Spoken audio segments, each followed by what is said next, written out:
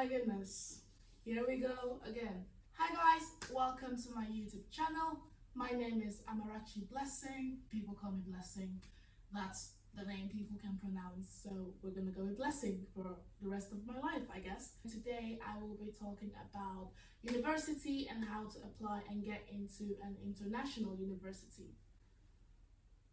So, a little background story about my university journey. I am currently living in the Netherlands studying psychology at Tilburg University, but I was first living in Finland, and I just knew I did not want to stay there for studies. Well, two main reasons was because one, I wanted to study psychology and I wanted to do that in English, and Finland did not have the option. I'm not sure what it's like now.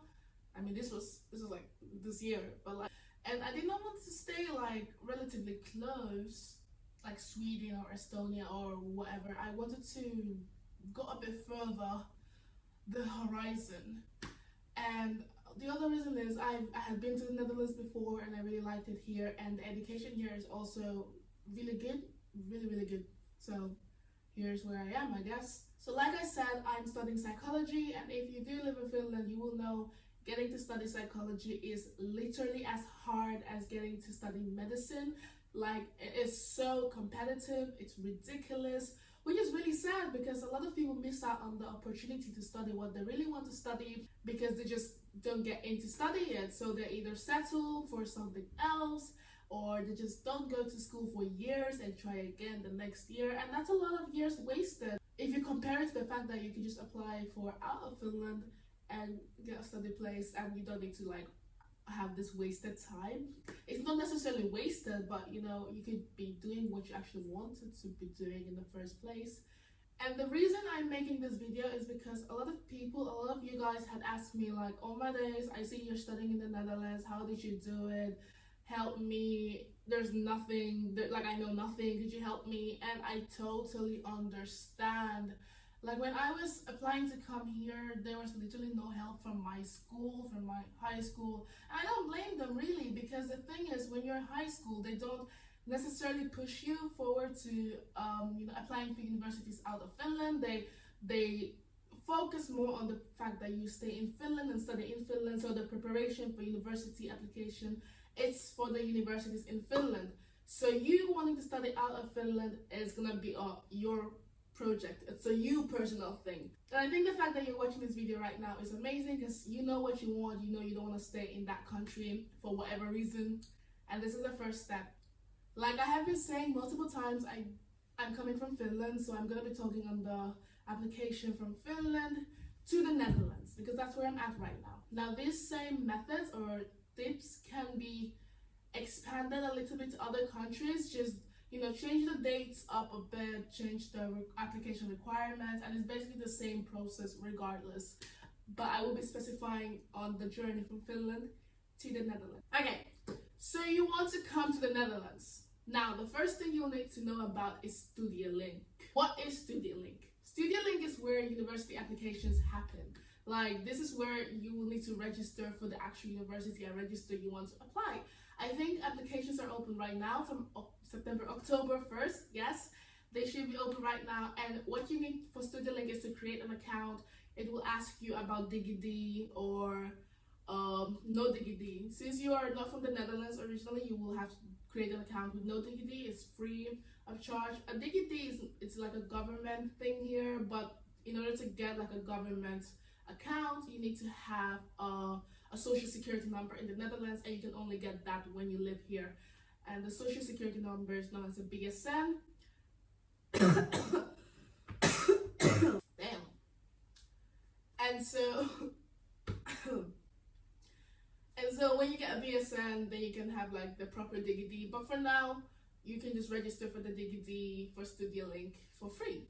It's important to do this because otherwise you really cannot apply. Like, if you go to university's website, they will literally say first step, register for Studiolink, because that's where your application will be processed. That's where it will be confirmed or denied. That's where you know if you're in or out, you know. Number two is to, once you know where you're gonna like go for university, once you're sure, you can have multiple options, of course, but make sure to keep up with the application dates. especially if your unis are all over the world. Like if you've got university in the UK, you want to go to universities in America, universities in the Netherlands, the dates for application will differ. So don't think, oh, I've got so much time. You might for the ones in the UK and the ones in America, but for the ones in Netherlands, applications end already in like December. So you need to keep up with these dates, or else you just miss out on an opportunity. So application dates are very important to keep up with. And more on that is that the program you're going to study, of course, look into that. Whatever program you know you're going to be studying, look into what university offers the best quality of that, and look at the dates for that. Because once again, dates will differ in the program studying. For psychology, the application will be different for IB, or for business, or international business, or for law. It will be different for each subject you want to study. So whatever it is you're going to study, look at the dates carefully. And your friends say, oh, my application date is this day, don't listen to them because they might be studying something completely different, and so their dates are different as well. Look at your own and remember these dates. And because of the timing of when applications are done for the Netherlands, and you are in your last year of high school in Finland, you will not have a diploma at this time before applying. And this can get very confusing. For me, it was very confusing. How can you apply for university without yet receiving your high school diploma? There is a way for this. At least for Tilburg University, there was the option to apply without receiving a diploma. What they require is that you are going to be receiving your diploma before university starts by September 1st. And as long as that's like checked, like, oh yeah, I will receive my diploma, you have a day when you will receive it, that's cool. Because at the end of the day, you do have to send in your high school diploma for them. Now, the complicated part with this is, because you don't have your final grades, you have to predict what you're going to be getting from high school. And you can be as generous as you want, but remember, at the end of the day, they're going to get your actual diploma and see like, oh, you said you were going to get this, but you actually got a bit lower than what you said. So applying for university without a high school diploma obtained yet, can be done, but you have to just like fill in the blanks where it's needed, like when you're gonna get your high school diploma, what you predict you're gonna get from the results. And in Finland, there's the ylioppilaskirjoituksen, the matriculation exams, which at this part you have already written some, and you're getting ready to write the final ones, right? So you have to write what you got from the previous exams and what you're predicting to get from the final exam. This prediction you just have to do. You have to do it because, once again, you have deadlines to meet. By the time you send in this first like application form, you would not have gotten your diploma, you would not have gotten your last matriculation exam results, but the deadline would still pass, so you have to send it in regardless. And make sure your school is aware of what you're doing. Like, make sure you have to stamp it. So you go to the school counselor or principal and you get the school stamp and you explain to them, this is what I'm doing. I'm applying to university out from the Netherlands or out from Finland, and I need your help with this, because it has to be officially done with the school stamp. So now you have sent in your first application letter, you got the news, you're in, let's go. Don't get too excited yet, because this is a part where everyone basically gets in. Everyone applies, everyone gets in. But then we have the entrance exam. Oh my goodness, when I tell you there is levels to this thing. There is levels to this thing. So for the entrance exam, for psychology had an entrance exam because it's a numerous fixes. This means there's only a certain amount of space within the program for a certain amount of people. That's why we had entrance exam. I know for like IB, there wasn't necessarily an entrance exam because everyone applies, everyone gets in, because the program itself is very challenging, that at the end of the day, people would just start dropping out. People would just start leaving regardless. So it's honestly survival of the fittest at that point. But because psychology is such a, what is it called? Like, a lot of people want to study it, So they can only have a fixated amount of positions for certain people. For my program, it was 600 positions, which means 300 goes for the international students, the other 300 goes for the Dutch students. So it's very competitive, as you can see. Within the entrance exam, there was the normal exam section which had regular psychology questions, like essay kinds. It was like situations, and you had to describe the psychological phenomena or whatever, and then it was the mathematics section, and that one was a bit challenging, but we thank God. And then there's the motivational letter. The motivational letter section. This part is extremely important because regardless what you're going to study, you're most likely going to have a motivational letter section, right? There's no entrance exam, but there's going to be a why you want to even study what you're going to study, why at our university. Please have good reasons why you're going to study. Don't make it like shallow or be too nice or like, barely explain why you want to study at the university, because the people reading this are the people who are going to decide if you make it through to the next step or not. So your motivational letter should be motivated from your actual motives of why you want to go study there. Okay, so you've made it through the exam, the entrance exam part. Now comes the waiting.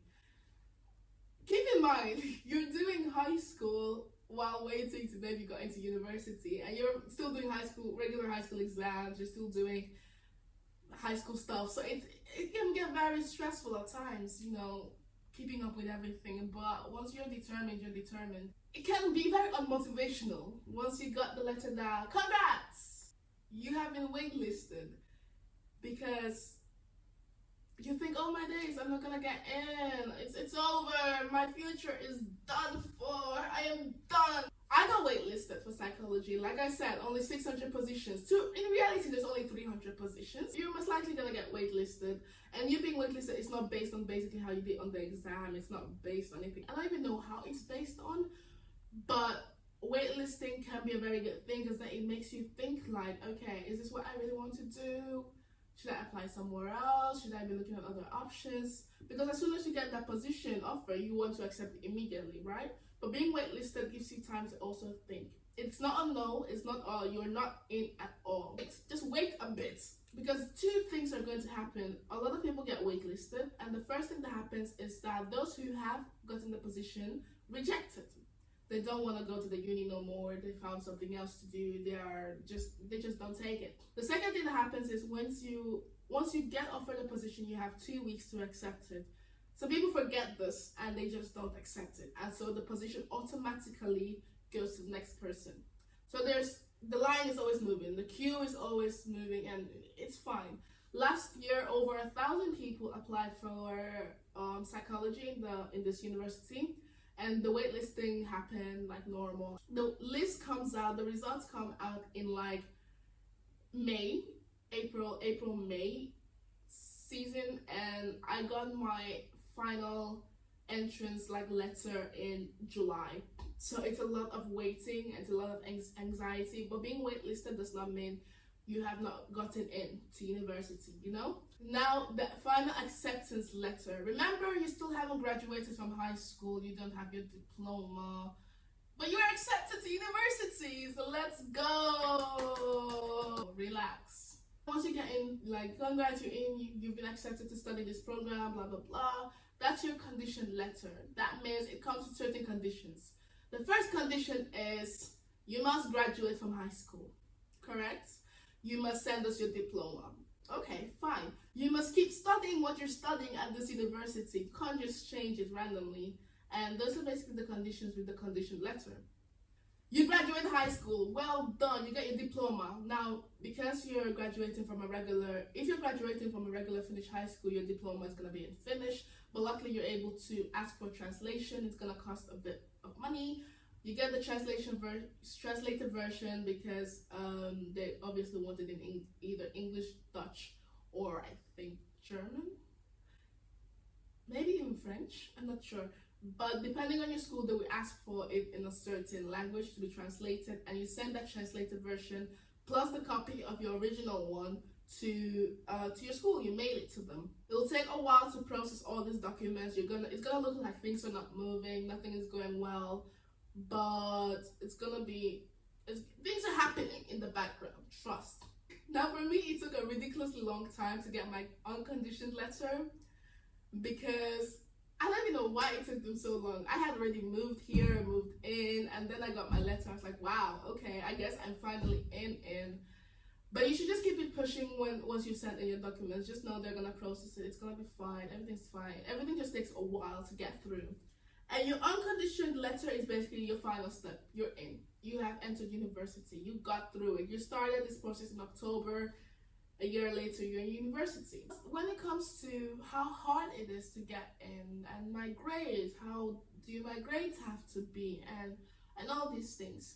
And you do not need to be writing the best grades or getting all the L's and like getting everything, all the best grades.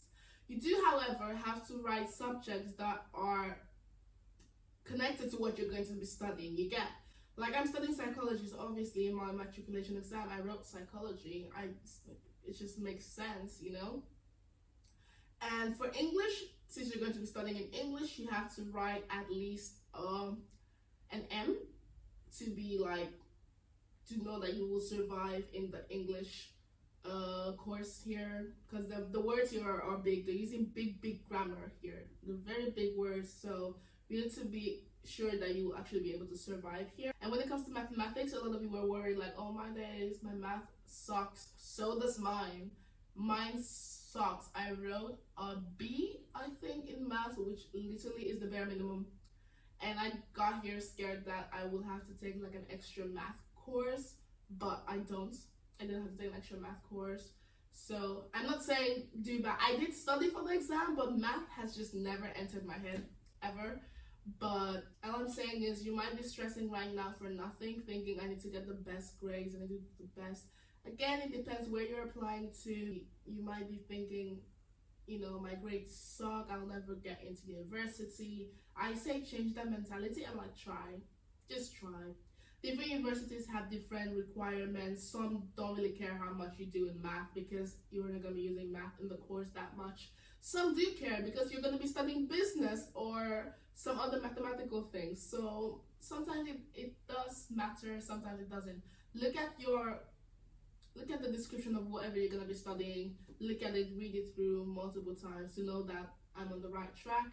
And focus on the subjects that matter right now in high school, because at the end of the day, they're not going to be looking at what you did in arts unless you're studying arts. They're not going to be looking at how well you did in PE unless you're studying something related to physical exercise, you know?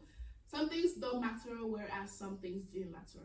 I hope this video was useful. I hope this helped someone. I am so sorry if I missed anything or any other process, because I was trying to like think of every single thing I can, but that is almost impossible. Next up, you're gonna be getting an apartment tour. Right now it looks very confusing, but I'm gonna try to get that out for you guys, an apartment tour where you can see how I'm living, and then we'll also talk about accommodations and how to find an accommodation in the Netherlands, because that's a whole other journey on its own. Remember to subscribe and follow me on my different socials. Okay.